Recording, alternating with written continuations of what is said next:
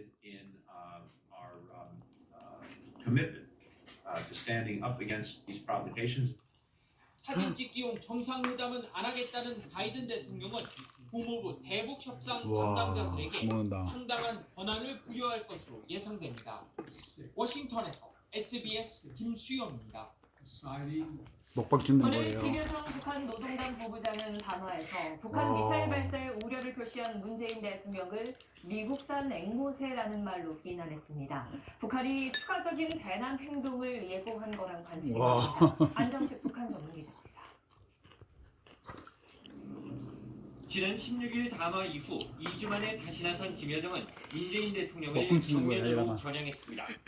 문 대통령이 북한의 탄도미사일 발사에 우려를 표명한 것을 두고 북한은 미사일 시험 발사에 국민 여러분의 우려가 크신 것을 잘 알고 있습니다. 우와, 치즈 늘어나는 거 봐. 라고 비난했습니다.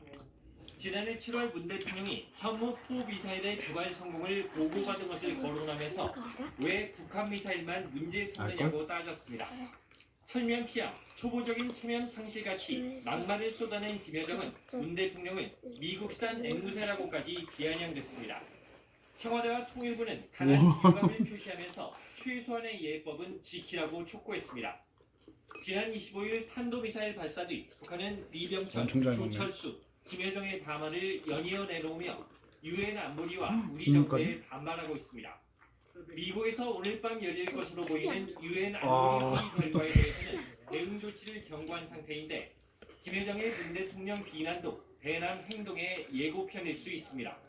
대남 대화 지부인 조국 평화 통일위원회를 정의하는 문제를 일종의 올려놓지 않을 수 없게 되었다. 김여정은 지난 16일 금강산 국제관광국 폐지와 남북 군사합의서 파기까지 경고한 상태. 순한 탄도미사일 발사 뒤 1년의 담화를 내놓으며 잠시 숨고르기를 한 북한이 다시 행동에 나설 가능성이 제기되고 있습니다. SBS 안정식입니다. 경기도 남양주에 있는 고속도로 공사장에서 일하던 60대가 오늘 아침 20m 높이에서 떨어져 숨졌습니다. 경찰은 현장에서 안전수칙을 잘 지켰는지 조사하고 있습니다. 조윤아 기자가 취재했습니다.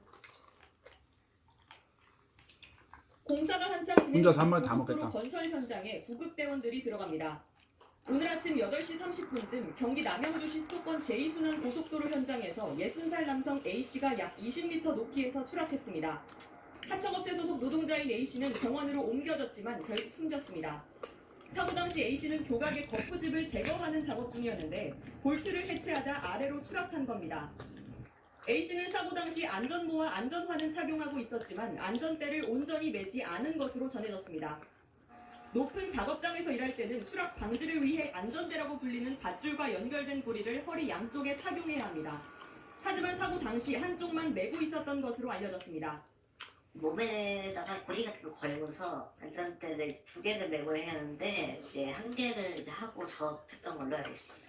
A씨가 맡은 작업이 2인 1조로 진행하는 일인 만큼 경찰은 이게 제대로 지켜졌는지 동료 작업자와 관리소장 등을 상대로 조사를 벌이고 있습니다. 또 정확한 사인을 밝히기 위해 내일 오전 국과수에 부검을 의뢰할 예정입니다. 시공사인 롯데건설 측은 안전교육을 매일 시행했지만 사고가 발생한 것에 대해 안전관리 책임을 통감한다고 밝혔습니다. SBS 조윤아입니다.